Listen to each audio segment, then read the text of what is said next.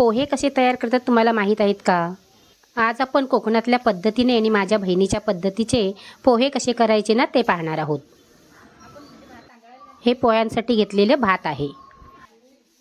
आजी पंजीच्या काळात पोहे करायचीत ना ती पद्धत खूप अवघड होती आणि मेहनतीची होती. पण आता पोहे करणे म्हणजे एवढी काही मेहनत नाही आहे.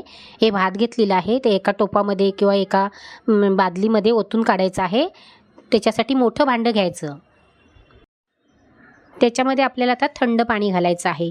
खूप सारं पाणी घालायचं. भात भिजलं पाहिजे. भाताच्या वरती येईल इथपर्यंत आपल्याला त्याच्यामध्ये पाणी ओतायचं आहे. पाणी हे थंडच आहे. पहिल्यातली लोकं पोहे करायचीत ना तर तेव्हा चक्की नसायची, तर त्यांना उकळीमध्ये कुटायला लागायचे पोहे. मी सुद्धा स्वतः उकळीमध्ये पोहे आहेत ना ते कुटलेले आहेत. हे भातावरती पाणी ओतलं ना की त्याच्यावरती पोंजं भात येतं. त्याचे पोहे निघत नाहीत. त्याचा फक्त कुंडा निघतो. ह्याच्यामध्ये काहीच नसतं. ते आपल्याला काढून टाकायचं आहे. एक दिवसभर हे भात आहे ते आपल्याला पाण्यामध्ये भिजसे घालून ठेवायचं आहे. म्हणजे तुम्ही आज सकाळी भिजसे घातलेत ना तर दुसऱ्या दिवशी सकाळी ह्याला एका जाळीमध्ये आपल्याला काढून घ्यायचं आहे आणि त्यातलं पाणी सर्व नितळून घालायचं आहे.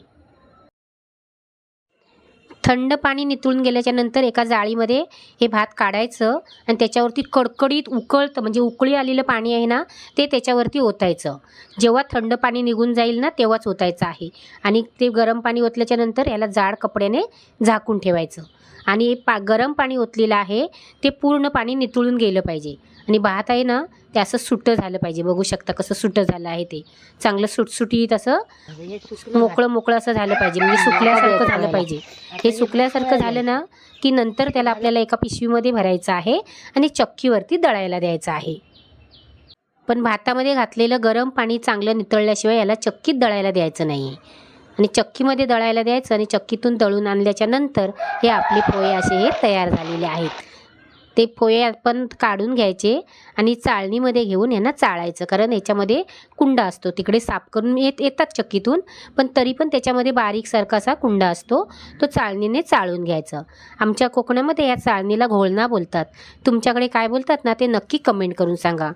हे पोहे आहेत ना खायला खूप छान लागतात. सकाळची चहाबरोबर तुम्ही नाश्त्यासाठी खाऊ शकता. कांदा पोहे पण याचे खूप छान होतात. नक्की तुम्ही अशा पद्धतीने गावी गेलात ना तर पोहे करून बघा. एकदम सोपी पद्धत आहे. थोडीसुद्धा मेहनत नाही आहे. हे असं चाळल्याच्या नंतर ना त्याच्यामध्ये खाली असा कुंडा पडतो. पोहे बनवायची साधी सोपी पद्धत आवडली तर व्हिडिओला लाईक करा आणि घरचा सण या चॅनलला सबस्क्राईब करा. वेळात वेळ काढून तुम्ही माझा व्हिडिओ बघितलात त्याबद्दल मी तुमचे खूप खूप मनापासून आभार मानते. थँक्यू.